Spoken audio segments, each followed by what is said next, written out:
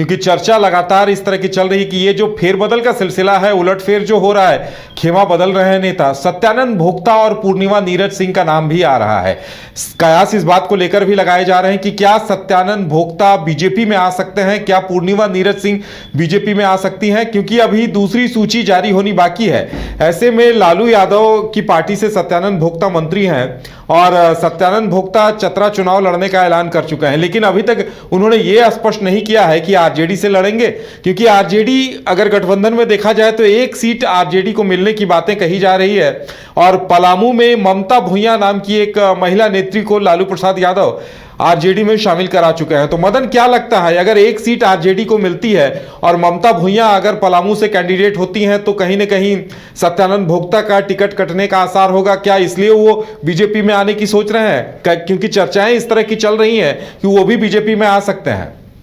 बिल्कुल देखिए, लेकिन आज जिस तरह से दावा उन्होंने किया है उसमें यह है कि वो कह रहे हैं कि हम आरजेडी के सिंबल पर ही चुनाव लड़ेंगे और चतरा से चुनाव लड़ेंगे। तो ऐसे में अब जरूर है ये दावेदारी, जब महागठबंधन के तौर पर उम्मीदवार के नाम की घोषणा नहीं हुई तो फिर पहले जो दावेदारी की जा रही है इसके अपने अलग मायने हैं। आपने देखा कि राज्यसभा चुनाव में भी इंडिया गठबंधन की बैठक बाद में होती है और सरफराज अहमद पहले ही मीडिया से बातचीत कर यह तय कर देते हैं कि हमें जो है राज्यसभा चुनाव के लिए इंडिया गठबंधन की तरफ से उम्मीदवार बनाया गया है। तो ये एक नया प्रेशर पॉलिटिक्स भी शुरू हुआ है। हालांकि जो गठबंधन के फार्मूले सामने आए हैं, टिकट बंटवारे के, सीट शेयरिंग के जो फार्मूले हैं, उसमें ये चीज़ें सामने आई हैं कि 7 सीटों पर कांग्रेस चुनाव लड़ेगी, 5 सीट पर जेएमएम चुनाव लड़ेगी, 1 सीट पर आरजेडी चुनाव लड़ेगी जो सीट की चतरा का नाम आ रहा है, और 1 सीट पर वाम दल यानी कि जो कोडरमा का सीट है उस पर वाम दल चुनाव लड़ेगी। तो ये 14 सीटों का फॉर्मूला लगभग तय माना जा रहा है। हालांकि कुछ सीटों पर पेंच आखिरी वक्त तक फंसा हुआ है। अब देखना होगा कि लोहरदगा जो महत्वपूर्ण सीट है वो किसके झोली में जाता है। तो ऐसे में अब कई सीटों के मामले जो सुलझ गए, अब कहां पेंच फंस रहा है और कितनी देरी होगी, ये देखने वाली बात है। हालांकि जेएमएम और कांग्रेस की तरफ से भी इंतजार एक दूसरे का हो रहा है कि पहले आप अपने उम्मीदवारों के नाम की घोषणा करें,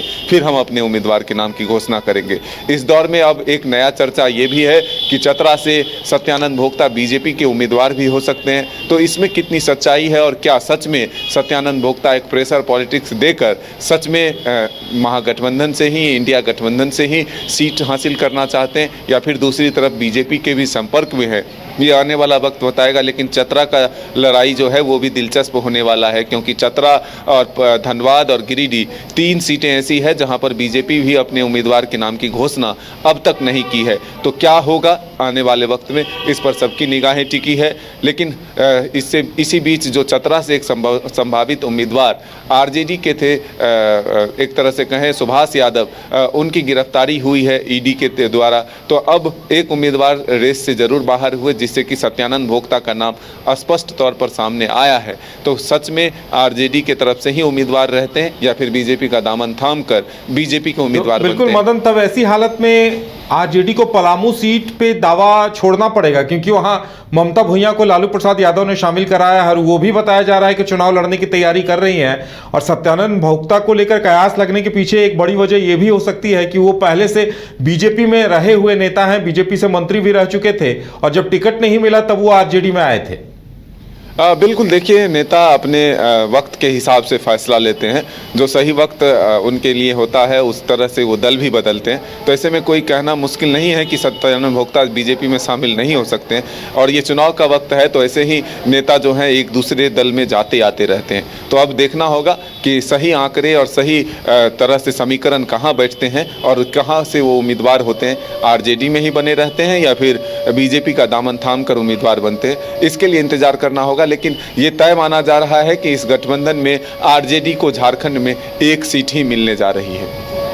चलिए मदन, हमारे साथ जुड़ने के लिए और तमाम जानकारी देने के लिए आपका बहुत बहुत धन्यवाद। तो इंतजार करना होगा, और बीजेपी जब दूसरी सूची जारी करेगी तभी ये स्पष्ट हो पाएगा कि कोई और खेमा बदल कर आता है या फिर बीजेपी के ही नेताओं को टिकट दिया जाता है, या पूर्णिमा नीरज सिंह या सत्यानंद भोक्ता चतरा और धनबाद से उन्हें मौका दिया जाता है। ये देखने वाली बात होगी।